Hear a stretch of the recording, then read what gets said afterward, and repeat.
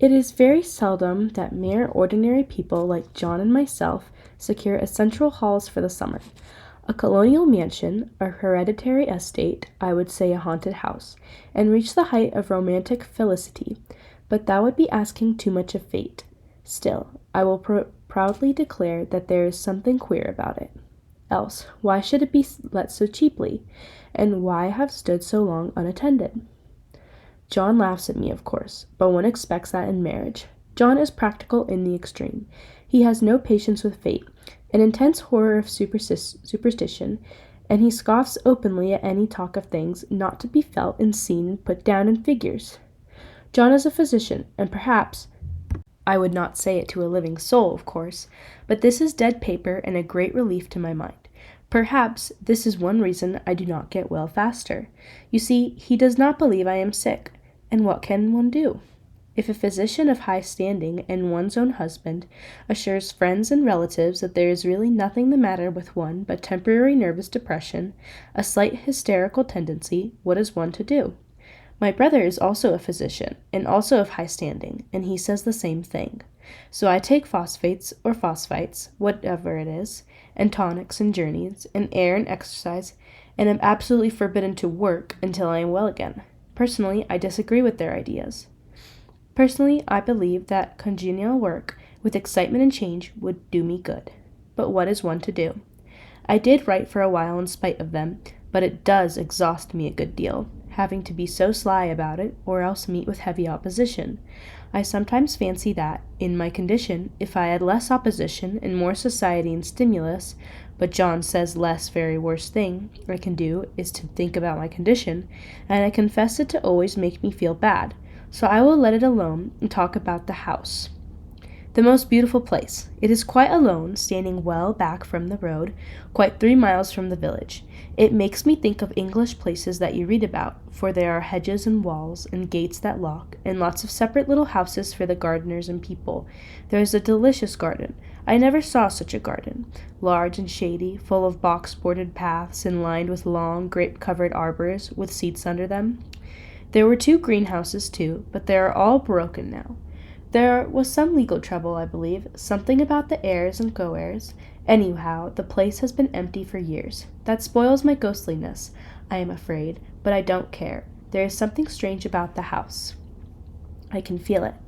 I even said so to John one moonlight evening, but he said what I felt was a draught and shut the window. I get unreasonably angry with John sometimes. I'm sure I never used to be so sensitive.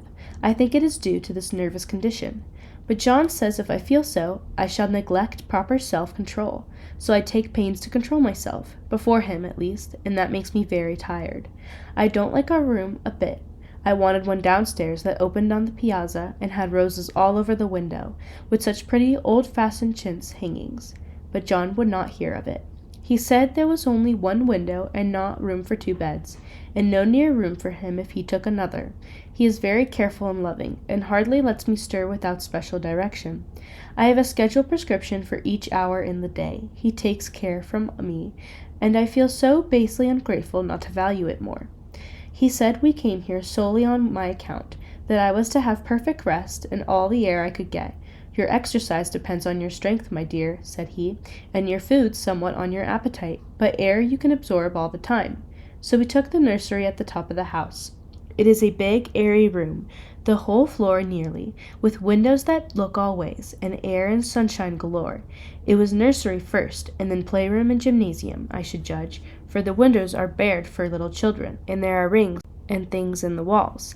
The paint and paper look as if a boys' school had used it. It is stripped off, the paper, in great patches all around the head of my bed, about as far as I can reach, and in a great place on the other side of the room, low down. I never saw a worse paper in my life. One of those sprawling, flamboyant patterns committing every artistic sin. It is dull enough to confuse the eye in following, pronounced enough to constantly irritate and provoke study, and when you follow the lame and uncertain curves for a little distance, they suddenly commit suicide, plunge off at outrageous angles, destroy themselves in unheard of contradictions. The color is repellent, almost revolting, a smoldering, unclean yellow, strangely faded by the slow-turning sunlight. It is a dull yet lurid orange in some places, a sickly sulphur tint in others. No wonder the children hated it. I should hate it myself if I had to live in this room long. There comes John, and I must put this away. He hates to write me a word. We have been here for 2 weeks, and I haven't felt like writing since that first day. I am sitting by the window now, up in this atrocious nursery, and there is nothing to hinder my writing as much as I please, save lack of strength. John is away all day, and even some nights when his cases are serious. I am glad my case is not serious. But these nervous troubles are dreadfully depressing. John does not know how much I really suffer. He knows there is no reason to suffer, and that satisfies him. Of course, it is only nervousness. It does weigh on me so not to do my duty in any way. I meant to be such a help to John, such a real rest and comfort, and here I am, a comparative burden already. Nobody would believe what an effort it is to do what little I am, to dress and entertain and order things. It is fortunate Mary is so good with the baby, such a dear baby, and yet I cannot be with him. It makes me so nervous. I suppose John never was nervous in his life. He laughs at me so about this wallpaper. At first he meant to repaper the room, but afterwards he said that I was letting it get the better of me, and that nothing was worse for a nervous patient than to give way to such fancies. He said that after the wallpaper was changed, it would be the heavy bed set, and then the barred windows, and then that gate at the end of the stairs, and so on. You know the place is doing you good, he said. And really, dear, I don't care to renovate the house just for a 3 months' rental. Then do let us go downstairs, I said. There are such pretty rooms down there. Then he took me in his arms and called me a blessed little goose, and said he would go down to the cellar if I wished and have it whitewashed into the bargain. But he is right about the beds and windows and things. It is an airy and comfortable room as anyone need wish, and of course, I would not be so silly as to make it uncomfortable for a whim. I'm really getting quite fond of the big room, all but that horrid paper. Out of one window I can see the garden, those mysterious, deep-shaded arbors, the righteous, old-fashioned flowers, and bushes and gnarly trees. Out of another, I get a lovely view of the bay and a little private wharf belonging to the estate. There is a beautiful shaded lane that runs down there from the house. I always fancy I see people walking in these numerous paths and arbors, but John has cautioned me not to give way to fancy in the least. He says that with my imaginative power and habit of story-making, a nervous weakness like mine is sure to lead to the manner of excited fancies, and that I ought to use my will and good sense to check the tendency. So I try. I think sometimes that if I were only well enough to write a little, it would relieve the press of ideas and rest me. But I find I get pretty tired when I try. It is so discouraging not to have any advice and companionship about my work. When I get really well, John says we will ask Cousin Henry and Julia down for a long visit, but he says he would as soon put fireworks in my pillowcase as to let me have those stimulating people about now. I wish I could get well faster. But I must not think about that. This paper looks to me as if it knew what a vicious influence it had. There is a recurrent spot where the pattern lolls like a broken neck, and 2 bulbous eyes stare at you upside down. I get positively angry with the impertinence of it, and the everlastingness. Up and down and sideways they crawl, and those absurd unblinking eyes are everywhere. There is one place where 2 breaths don't match, and the eyes go all up and down the line, one a little higher than the other. I never saw so much expression in an inanimate thing before, and we all know how much expression they have. I used to lie awake as a child and get more entertainment and terror out of blank walls and plain furniture than most children could find in a toy store. I remember what a kindly wink the knobs of our big old bureau used to have, and there was the one chair that always seemed like a strong friend. I used to feel that if any of the other things looked too fierce, I would always hop into that chair and be safe. The furniture in this room is no worse than inharmonious, however, for we had to bring it all from downstairs. I suppose that when this was used as a playroom, they had to take the nursery things out, and no wonder. I never saw such ravages as the children have made here. The wallpaper, as I said before, is torn off in spots, and it sticketh closer than a brother. They must have had perseverance as well as hatred. Then the floor is scratched and gouged and splintered. The plaster itself is dug out here and there, and this great heavy bed, which is all we found in the room, looks as if it had been through the wars. But I don't mind it a bit, only the paper. Here comes John's sister, such a dear girl as she is, and so careful of me. I must not let her find me writing. She is a perfect and enthusiastic housekeeper, and hopes for no better profession. I verily believe she thinks it is the writing which made me sick. But I can write when she is out, and see her a long way off from these windows. There is one that commands the road, a lovely shaded, winding road, and one that just looks off the country. It's lovely country, too, full of great elms and velvet meadows. This wallpaper has a kind of sub-pattern in a different shade, a particularly irritating one, for you can only see it in certain lights, and not clearly then. But in the places where it isn't faded, and where the sun is just so, I can see a strange, provoking, formless sort of figure that just seems to skulk about me, that silly and conspicuous front design. There's sister on the stairs. Well, the 4th of July is over. The people are all gone, and I am tired out. John thought it might do me good to see a little company, so we just had Mother and Nellie and the children down for a week. Of course, I didn't do a thing. Jenny sees to everything now. But it tired me all the same. John says that if I don't pick up faster, he shall send me to Dr. Ware Mitchell in the fall. But I don't want to go there at all. I had a friend who was in his hands once, and she says he is just like John and my brother, only more so. Besides, it is such an undertaking to go so far. I don't feel as if it was worthwhile to turn my hand over for anything, and I'm getting dreadfully fretful and querulous. I cry at nothing, and cry most of the time. Of course, I don't want Josh here. Of course, I don't when John is here, or anybody else, but when I am alone.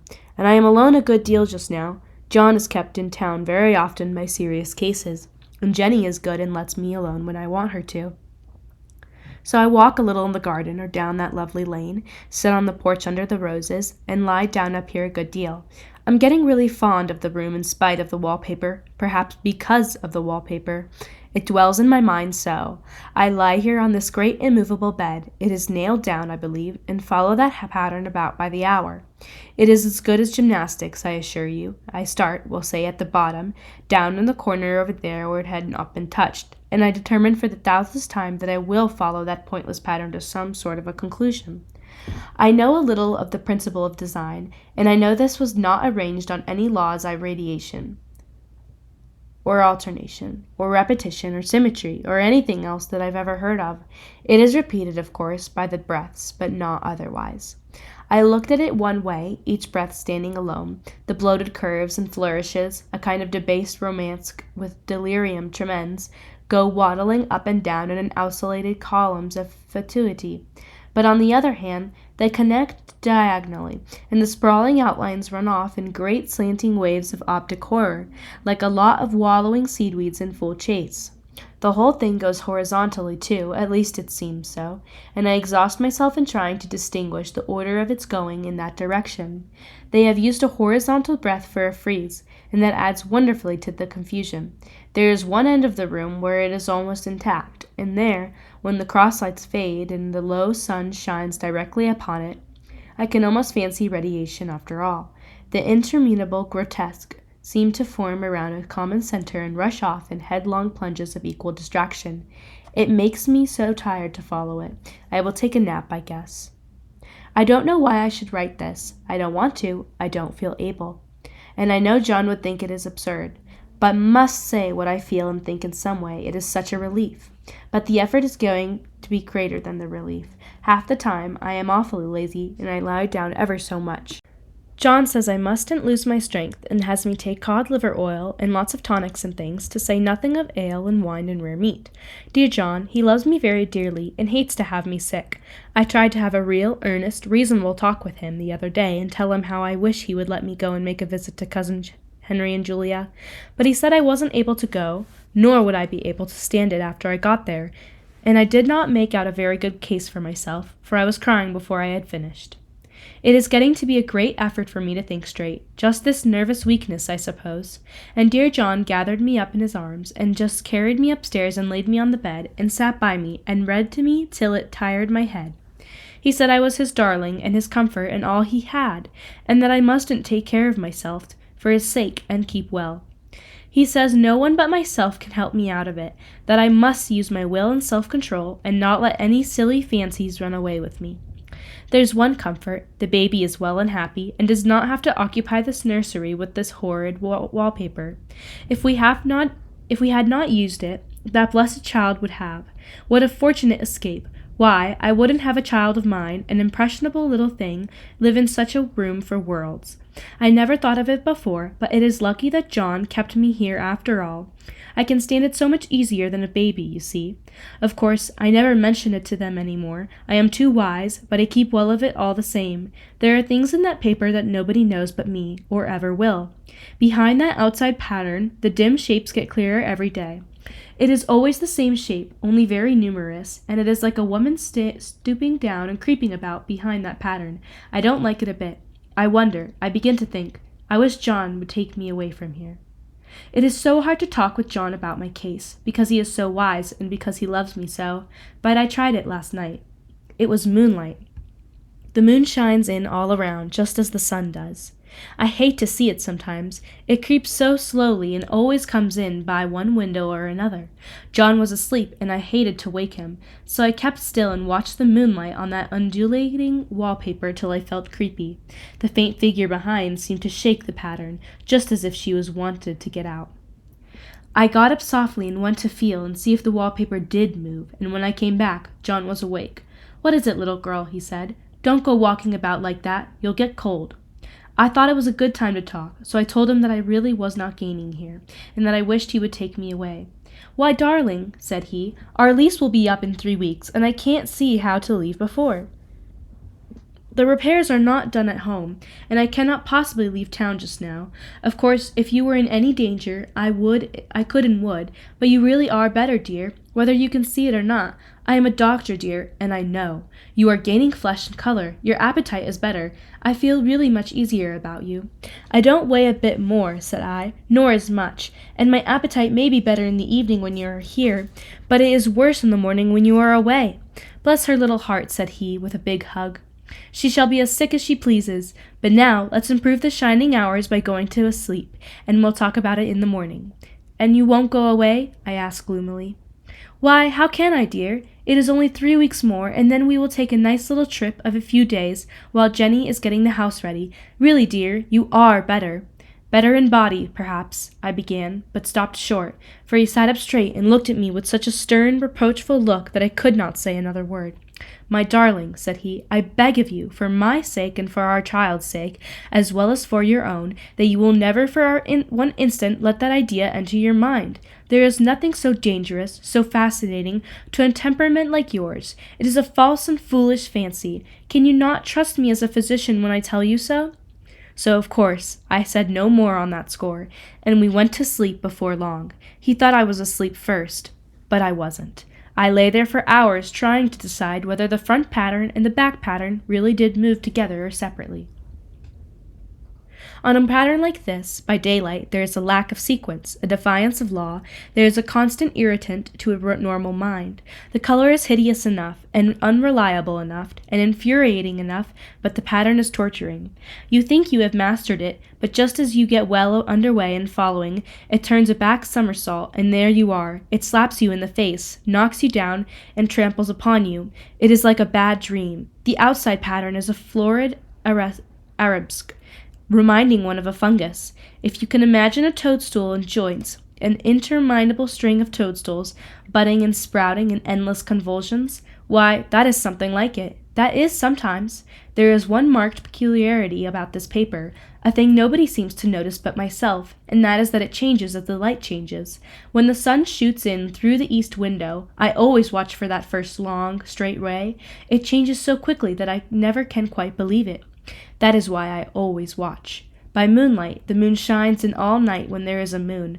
I wouldn't know it was the same paper. At night, in any kind of light, in twilight, candlelight, lamplight, and worst of all, by moonlight, it becomes bars. The outside pattern, I mean, and the woman behind it as plain as the outside can be. I didn't realize for a long time what the thing was that showed behind that dim sub-pattern, but now I am quite sure it is a woman. By daylight she is subdued, quiet. I fancy it is the pattern that keeps her so still. It is so puzzling. It keeps me quiet by the hour.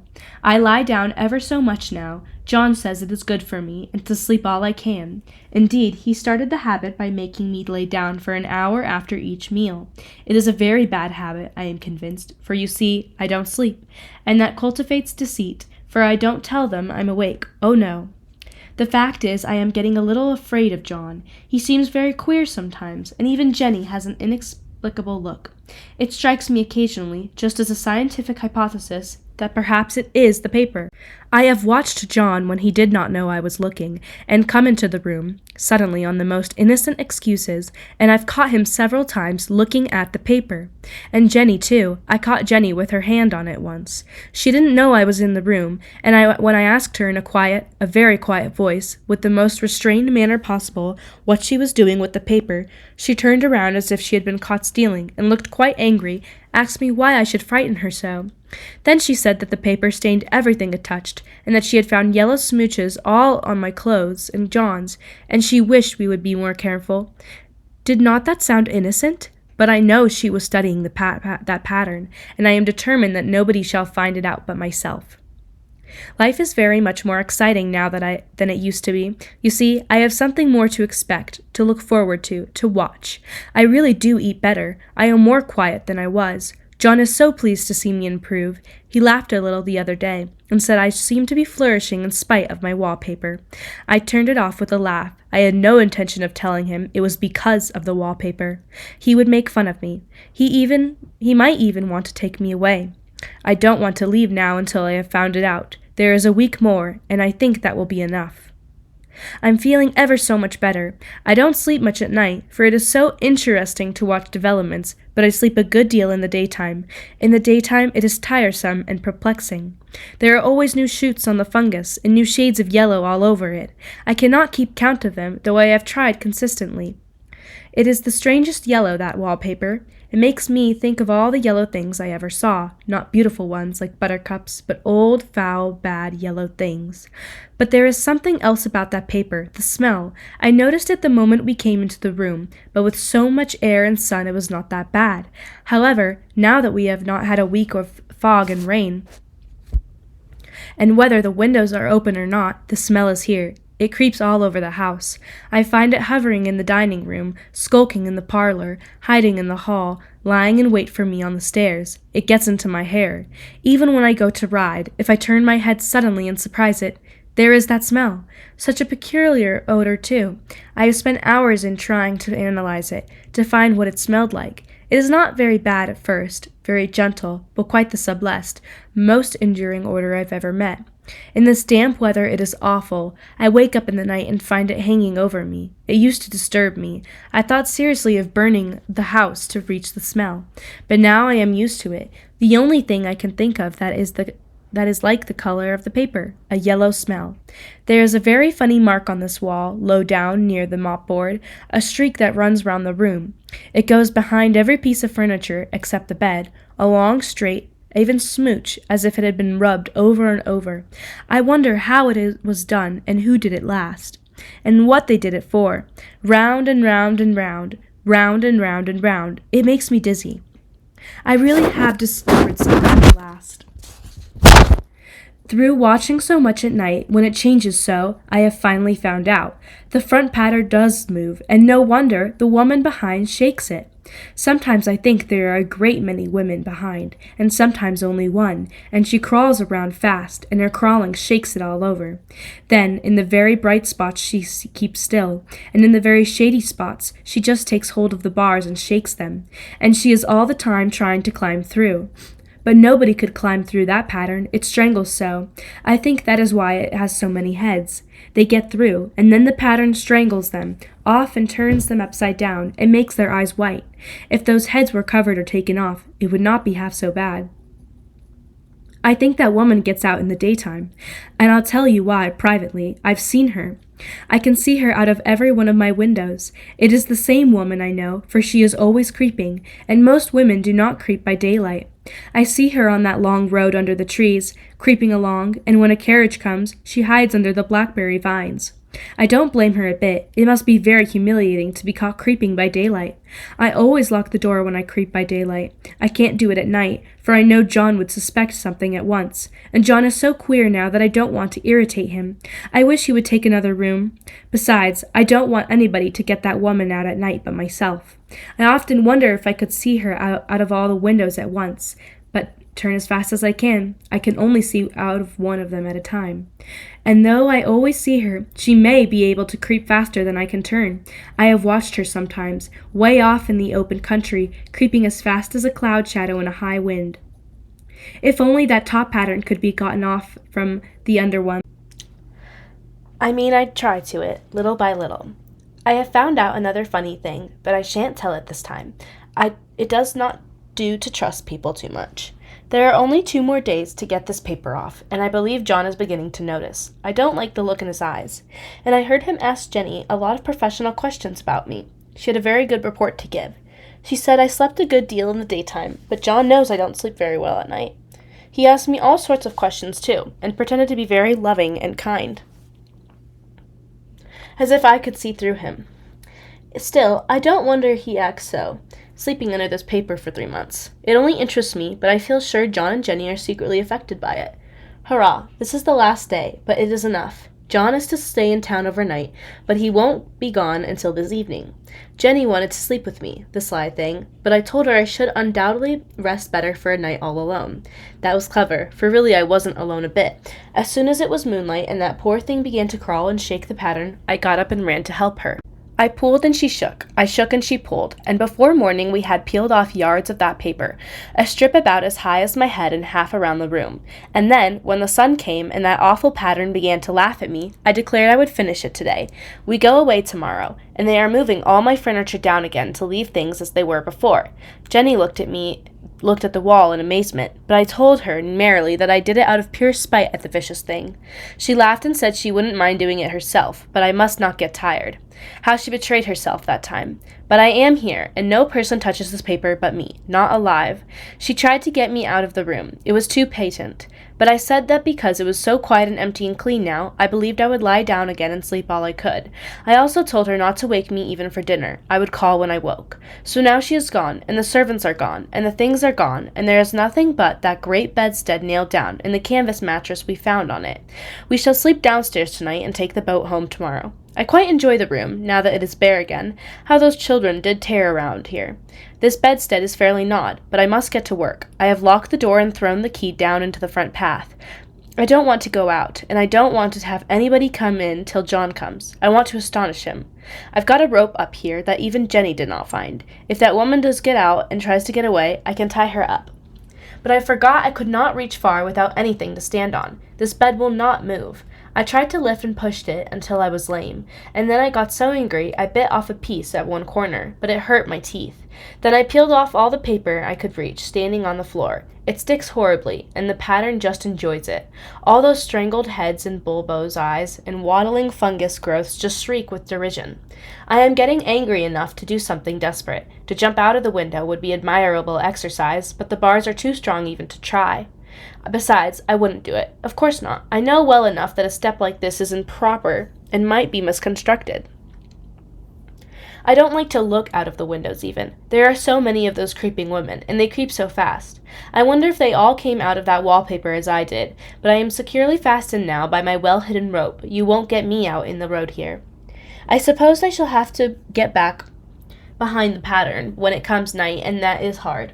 It is so pleasant to be out in this great room and creep around as I please.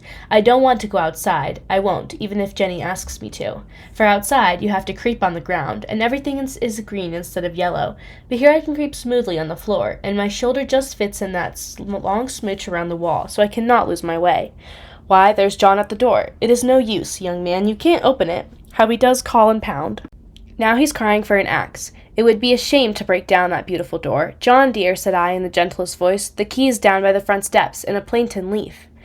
That silenced him for a few moments. Then he said, very quietly indeed, open the door, my darling. I can't, said I. The key is down by the front door, under a plaintain leaf.